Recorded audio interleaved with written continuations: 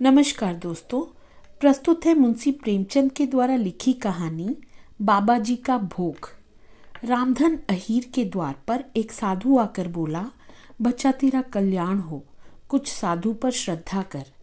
रामधन ने जाकर स्त्री से कहा, साधु द्वार पर आए हैं, उन्हें कुछ दे दे।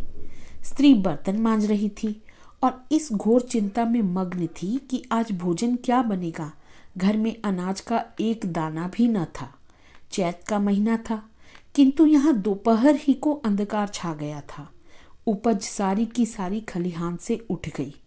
आधी महाजन ने ले ली, आधी जमींदार के प्यादों ने वसूल की। भूसा बेचा तो बैल के व्यापारी से गला छूटा।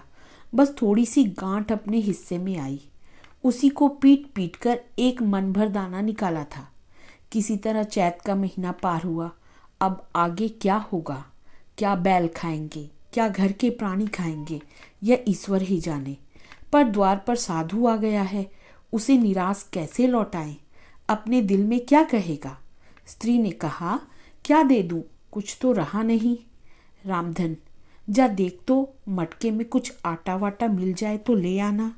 स्त्री ने कहा, मटके झाड़ पोंछ कर तो कल ही चूल्हा जला था, क्या उसमें बरकत होगी? रामधन, तो मुझसे तो यह न कहा जाएगा कि बाबा घर में कुछ नहीं है, किसी के घर से मांग ला। स्त्री, जिससे लिया उसे देने की नौबत नहीं आई, अब और किस मुंह से मांगो? रामधन, देवताओं के लिए कुछ अंगोवा निकाला है ना, वही ला दे आऊं। स्त्री, देवताओं की पूजा कहाँ से होगी? रामधन, देवता मांगने तो नहीं आते, समाई होगी करना, न समाई हो न करना। स्त्री, अरे तो कुछ अंगोवा भी पंसेरी दो पंसेरी है, बहुत होगा तो आध सिर। इसके बाद क्या, फिर कोई साधु न आएगा, उसे तो जवाब देना ही पड़ेगा। रामधन, यह बला तो टलेगी, फिर देखी जाएगी।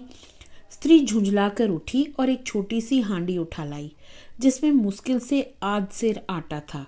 वह गेहूं का आटा बड़े यत्न से देवताओं के लिए रखा हुआ था। रामधन कुछ देर खड़ा सोचता रहा, तब आटा एक कटोरे में रखकर बाहर आया और साधु की झोली में डाल दिया। महात्मा ने आटा लेकर कहा, बच्चा अब तो साधु आज यही रमेंगे, कुछ थोड़ी सी दाल दे तो साधु का भोग लग जाए। रामधन ने फिर आकर स्त्री से कहा, संयोग से दाल घर में थी। रामधन ने दाल नमक उपले जुटा दिए, फिर कुएं से पानी खींच लाया। साधु ने बड़ी विधि से बाटियां बनाई, दाल पकाई और आलू झोली में से निकालकर भुर्ता बनाया। जब सब सामग्री तैयार हो गई तो रामधन से बोले, बच्चा भगवान के भोग के लिए कौड़ी भर घी चाहिए। रसोई पवित्र न होगी तो भोग कैसे लगेगा?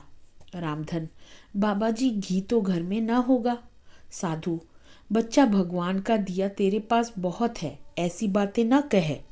रामधन, महाराज मेरे गाय भैंस कुछ नहीं है, घी कहाँ से होगा? साधु, बच्चा भगवान के भंडार में सब कुछ है, जाकर मालकिन से कहो तो। रामधन ने जाकर स्त्री से कहा, घी मांगते हैं, मांगने को भीख, पर घी बिना कौर नहीं धसता। स्त्री, तो इसी दाल में से थोड़ी लेकर बनिए के यहाँ से ला दो। जब सब किया है तो इतने के लिए उन्हें क्यों नाराज करते हो?